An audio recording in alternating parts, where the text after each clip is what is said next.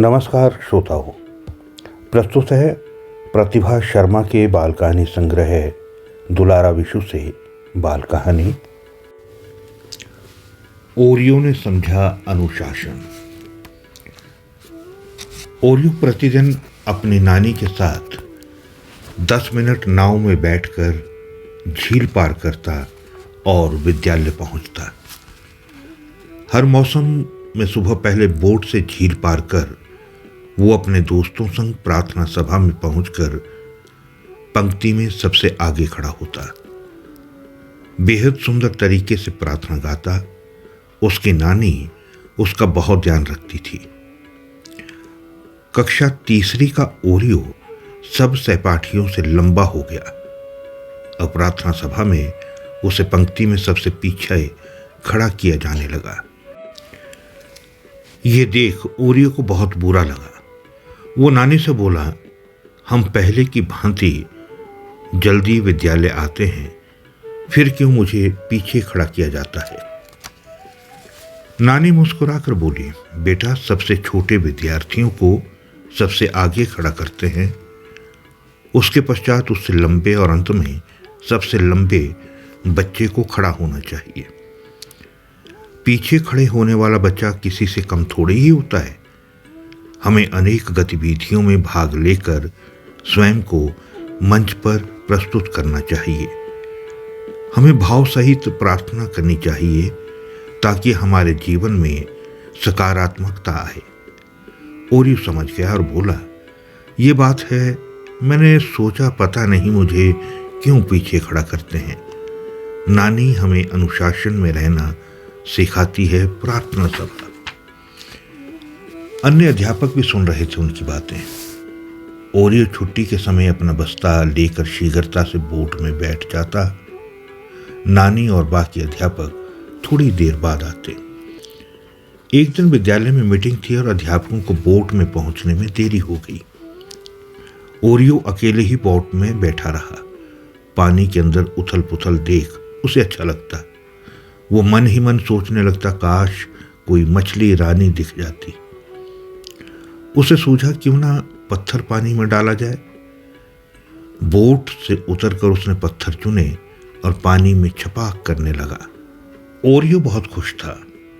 तभी एक छोटी सी मछली का रोना सुनाई दिया। मछली बोली है, तुम बहुत गंदे हो। हम सब तुम्हें हर रोज विद्यालय जाते देखते थे। हम तुम्हें अपना दोस्त बनाना चाहते थे, पर तुमने भी गंदे बच्चों की तरह पत्थर मारकर मेरे भाई को लगा दिया। वो बहुत जोर से रोने लगी। ओरियो समझ नहीं पा रहा था कि क्या करे। उसने मछली से कहा, आप मुझे माफ कर दो। आप जैसा कहेंगे मैं वैसा ही करूंगा। कृपया मुझे अपना दोस्त बना लो। मैं आपके परिवार से माफी मांगना चाहता हूं। मुझे ले चलो बहन। छोटी मछली, जिसका नाम चमकीली था, वो मान गई।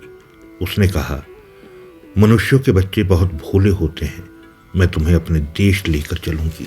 ओरियो को दूर से अपने नानी और अन्य अध्यापक आते दिखे। उसने चमकीली से कहा, देखो सब आ रहे हैं। मैं कल दोपहर की छुट्टी के समय यहां आऊंगा। तुम चमकीली पानी में छिप गई। सब बोट से घर चले गए। ओरियो बेसब्री से सुबह होने की प्रतीक्षा करने लगा। उसे समझ नहीं आ रहा था कि रात्रि इतनी लंबी कैसे हो गई है। सुबह नानी से पहले उसने बिस्तर छोड़ा और समय से पहले ही तैयार हो गया। नाना नानी भी चकित हो गए। आखिर झील के मध्य पहुंचकर ओरियो ने मन ही मन छोटी मछली को संदेश दिया, मैं दोपहर को आता हूं, तुम प्रतीक्षा करना। चमकीली के पास उसके बहाव पहुंच गए और उसने जल में उछलकर मानो कहना चाहा, मैं प्रतीक्षा करूंगी। जल में तरंगे उठती देख ओरियो समझ गया, छोटी मछली अवश्य ही मेरी बात सुन रही है। प्रसन्नता से उसने अपना सारा काम किया। दोपहर बाद जो कक्षाएं लगनी थी उनका काम भी याद कर लिया।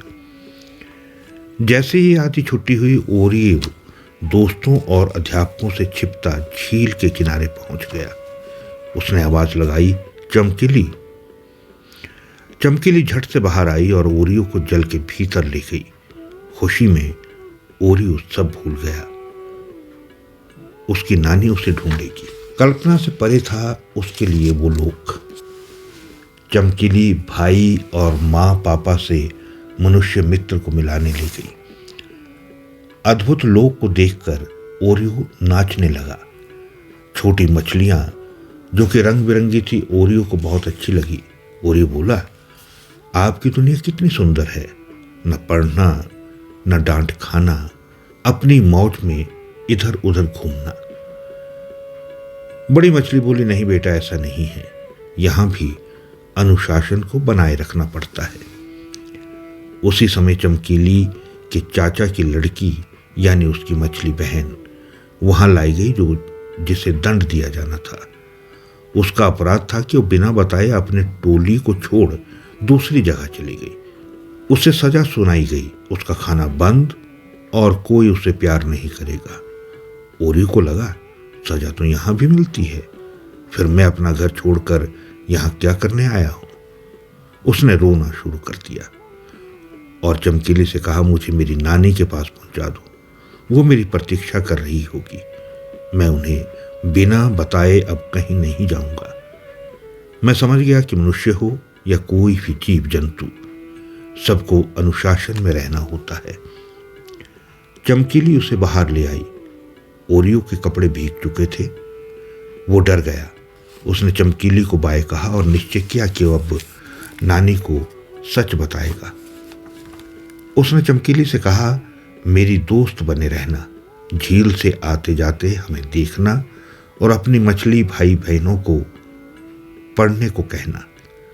भागा भागा वो विद्यालय पहुंचा और नानी को सब बताया। पहले तो नानी डरी, पर ओरियो के सच और भोलेपन को देखकर शांत हो गई। ओरियो स्वयं बोला, नानी, अब कभी दूसरी दुनिया में हस्तक्षेप नहीं करूंगा। आपका ओरियो आपको अच्छा बनकर दिखाएगा। तो श्रोताओ, ये थी प्रतिभा शर्मा के बाल कहानी संग्रह दुलारा विशु से बाल कहानी ओरियो ने समझा अनुशासन। फिर मिलता हूं इसी बाल कहानी संग्रह से एक नई कहानी के साथ। तब तक नमस्कार।